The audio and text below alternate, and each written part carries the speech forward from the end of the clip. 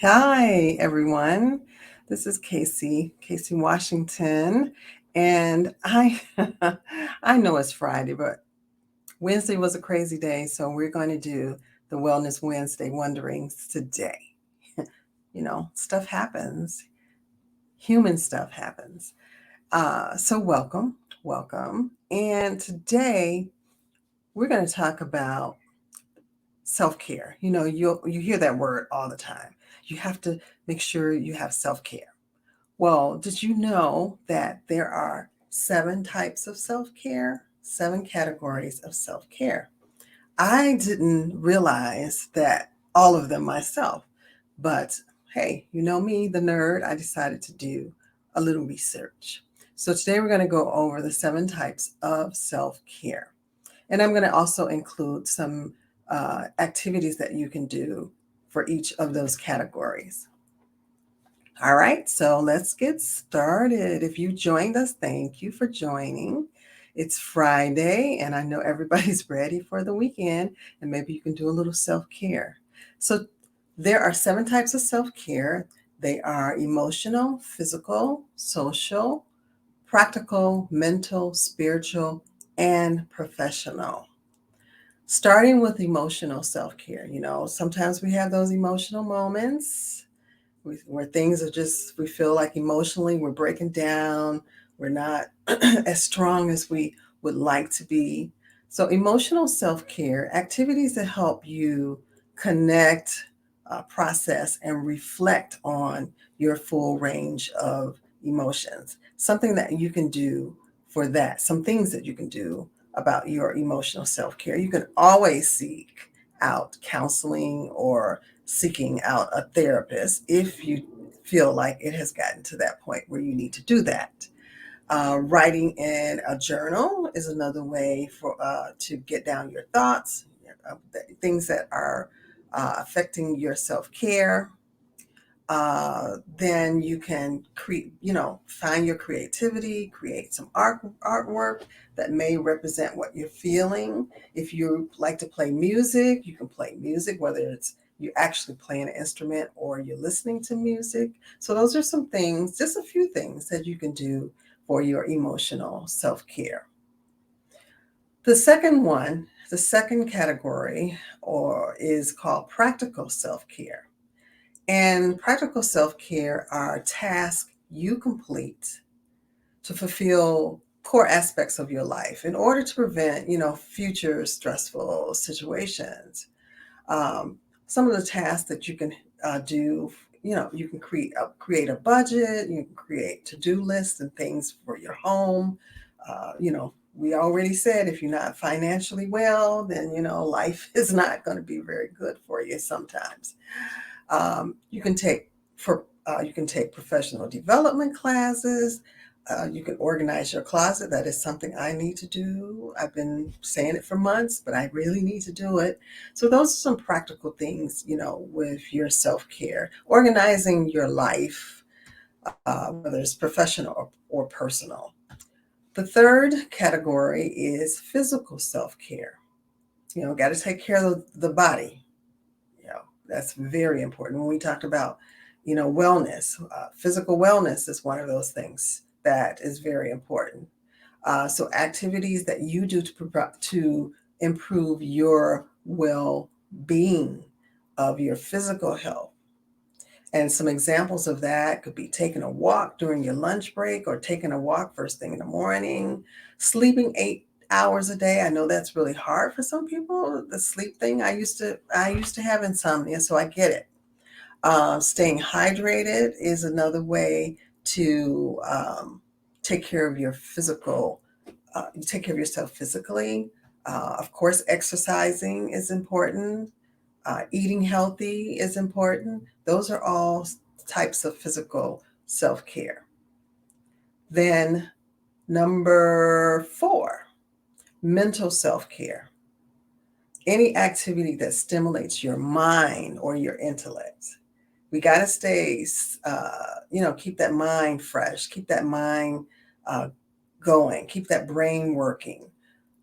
So you could be reading a book, you could solve a puzzle. Some people like to do like Sudoku. Some people like to do crossword puzzles. Some people like to do Rubik's Cube, which I can never do. I can't do Sudoku either, but hey, everybody has their things that they can't do. Playing chess is something that's stimulating your mind. Going to a museum is another example of stimulating your mind. You can't just let your brain go and do nothing. You got to keep, especially as we get older, you got to keep that brain active. Social self-care is also one way to keep you healthy. Uh, these activities of social being things that nurture and deepen your relationships with people in your life. So you can have, your social life is important. It's important for your health. It's important in taking care of yourself. You can have brunch with friends. You can have brunch or dinner with family members, your significant other, going on a date. Even if you're in a relationship, you can have date nights. A lot of people are doing date night now. Um, let's see what else. Making time to call relatives, making time to call your parents, your mom, your dad, your sister, your brothers, regularly, not every 3 months. Oh, hey, mom, how you doing? I haven't talked to you in 3 months. I don't think mom would like that too much. So make sure grandma, aunties, all of them, hey, what's going on? That's your friends that you haven't talked to in a long time. Hey, they might be across the country. Hey, they might be in a foreign country. Give them a call. Check them out. See what's going on. Go to visit. Number 6, spiritual self-care. Spiritual self-care includes activities that nurture your spirit, allows you to think bigger than yourself, like service is bigger than you. Spiritual self-care does not have to be religious. So some people say, oh, no, I'm not religious. It doesn't have to be. But it can be. It all depends on you. Some spiritual self-care activities could include meditation, um, going to a place of worship like going to church, going to the mosque. Um, Being in nature is very spiritual. I love being in nature. It's a very spiritual experience for me. It's very calming. Um, and then dedicating time to self-reflection, making sure that you're self-reflecting on things that are important to you, people that are important to you. Self-reflection is huge, and we don't do enough of that at all. So self-reflection. And number 7, professional self-care.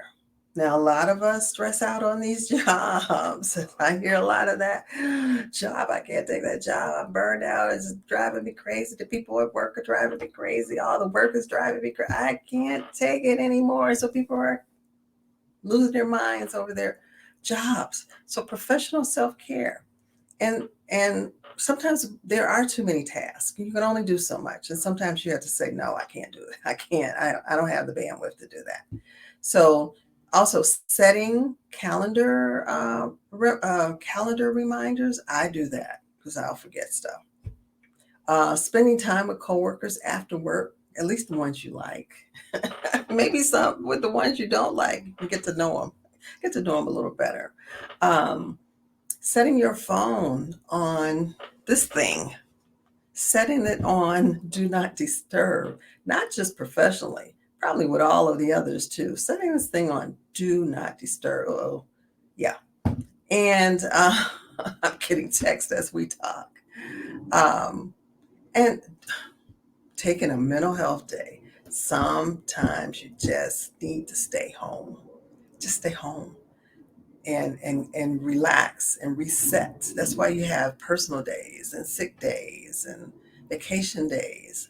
If you don't have those type of days, sometimes you just you have to take an L because your mind depends on it. So again, those are the 7 types of self-care. I'll just go over the list one more time. Emotional self-care, practical self-care, physical self-care, mental self-care, social self-care, spiritual self-care, and professional self-care. And if you want to find out more information about all of these things, you can definitely Google types of self-care and it'll come up. It'll come up. So, yes, I'm all about let's take care of ourselves. So it's Friday, and I hope for the weekend that you will take care of yourselves. Again, sorry we didn't have this on Wednesday, but hey, Friday is as good a day as any, too. And I will see you in a couple of weeks. Have a wonderful, wonderful day and practice self care.